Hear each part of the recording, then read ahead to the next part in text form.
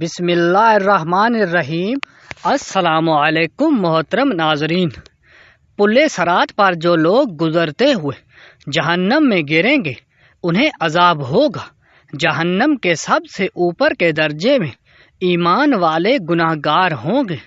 جب بہت عرصہ گزر جائے گا تو اللہ تعالیٰ اپنی حکمت سے ان کے اور کافروں مشرکوں کے درمیان کی آگ کو شیشے کی مانند بنا دیں گے۔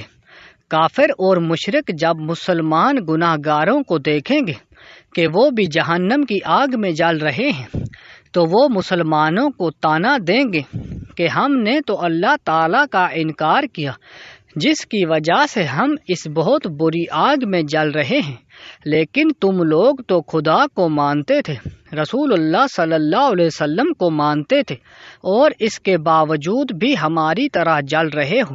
آپ کا خدا آپ کے کس کام آیا؟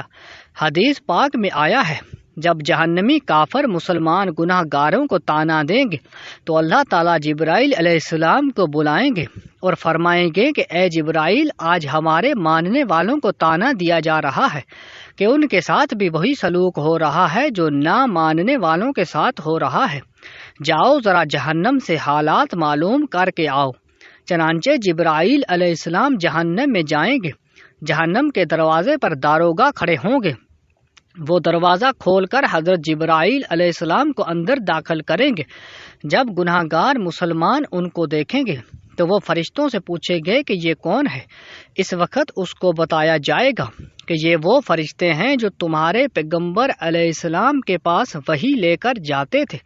جب ان کے پاس نبی رحمت صلی اللہ علیہ وآلہ وسلم کا تذکرہ کیا جائے گا تو اسی وقت گناہ گار لوگوں کو نبی علیہ السلام والصلاۃ کی یاد آئے گی اور وہ کہیں گے، وارے واہ محمد! جہنمی لوگ ان الفاظ میں جبرائیل علیہ السلام کو رو کر کہیں گے کہ اے جبرائیل علیہ السلام، آپ نبی علیہ السلام کے پاس اللہ کا پیغام لے کر جاتے تھے، آج ہم گناہ گاروں کا پیغام بھی ہمارے سردار صلی اللہ علیہ وسلم کو پہنچا دیں کہ آقا آپ تو ہمیں بھول ہی گئے ہیں، ہم جہنم کی آگ میں جل رہے ہیں اور آپ جنت کے اندر ہیں۔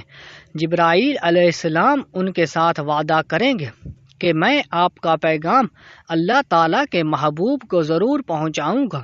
چنانچہ جب جبرائیل علیہ السلام جہنم سے باہر آئیں گے تو اللہ رب العزت فرمائیں گے، جبرائیل علیہ السلام، آپ نے میرے محبوب صلی اللہ علیہ وسلم کے گناہ گار امتیوں سے جو وعدہ کیا ہے اس وعدے کو نبھانا ضروری ہے۔ لہٰذا جبرائیل علیہ السلام جنت میں جائیں گے۔ اسی وقت نبی کریم صلی اللہ علیہ وسلم جنت الفردوس میں انبیاء کی مجلس میں منبر پر تشریف فرما ہوں گے۔ جبرائیل علیہ السلام کو جب آتے دیکھیں گے تو فرمائیں گے کہ جبرائیل، آج کیسے آنا ہوا؟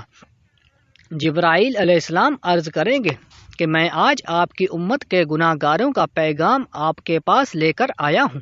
جب نبی صلی اللہ علیہ وسلم یہ سنیں گے کہ میری امت کے کچھ گناہ گار ابھی بھی جہنم میں ہیں تو آپ صلی اللہ علیہ وسلم حیران ہوں گے کہ اچھا، مجھے تو خیال ہی نہیں تھا۔ چنانچہ نبی صلی اللہ علیہ وسلم اسی وقت اللہ رب العزت کے حضور سجدہ فرمائیں گے اور اللہ رب العزت کے سامنے کہیں گے کہ اے پروردگار، میری امت کے گناہ گاروں کو معاف فرما دیجیے۔ اللہ تعالیٰ ان کو شفاعت کبریٰ کی اجازت فرمائیں گے کہ اے میرے محبوب صلی اللہ علیہ وسلم، آپ جس کے بارے میں چاہیں شفاعت فرمائیے، ہم اس کو جہنم سے نکال دیں گے۔ شفاعت کبریٰ کی یہ خوشخبری سن کر نبی صلی اللہ علیہ وسلم جہنم کی طرف چلیں گے۔ اس وقت جبرائیل علیہ السلام ایک اعلان کر دیں گے کہ اے جنتیوں، نبی صلی اللہ علیہ وسلم جہنمیوں کی شفاعت کے لیے جا رہے ہیں، تم بھی ساتھ چلو۔ چنانچہ اس دولہے کے ساتھ شفاعت کرنے کے لیے ایک بارات چلے گی۔ نبی علیہ السلام شفاعت فرمائیں گے، دیگر انبیاء کرام بھی شفاعت فرمائیں گے۔ جس کا جو بھی واقف ہوگا، ہر اس بندے کو جہنم سے نکال لیا جائے گا، حتیٰ کہ اگر کسی نے دنیا میں کسی مومن کو ایک پیالہ پانی کا بھی پلایا ہوگا تو اللہ تعالیٰ اس عمل کی برکت سے اس کو بھی جہنم سے نکال لیں گے۔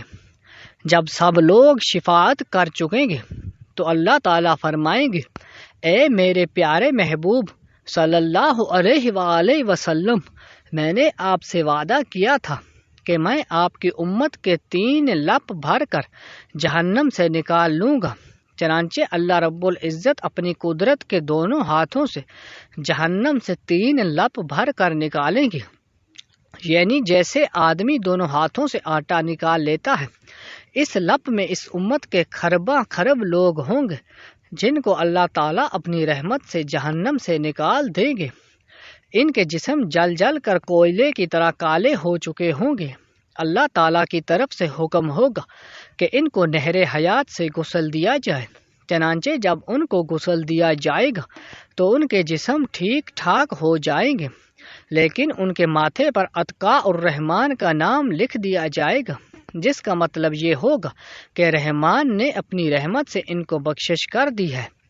اس کے بعد ان کو جنت میں بھیج دیا جائے گا۔ اب نبی صلی اللہ علیہ وسلم کی امت کا کوئی گناہ گار بھی پیچھے نہیں رہے گا، سب کے سب بخش دیے جائیں گے۔ اگر آپ کو ہماری یہ ویڈیو اچھی لگی تو لائک اور کمنٹ کر دیجیے اور چینل کو سبسکرائب کرنا مت بھولیے۔ ملتے ہیں نیکسٹ ویڈیو میں، تب تک کے لیے اللہ حافظ۔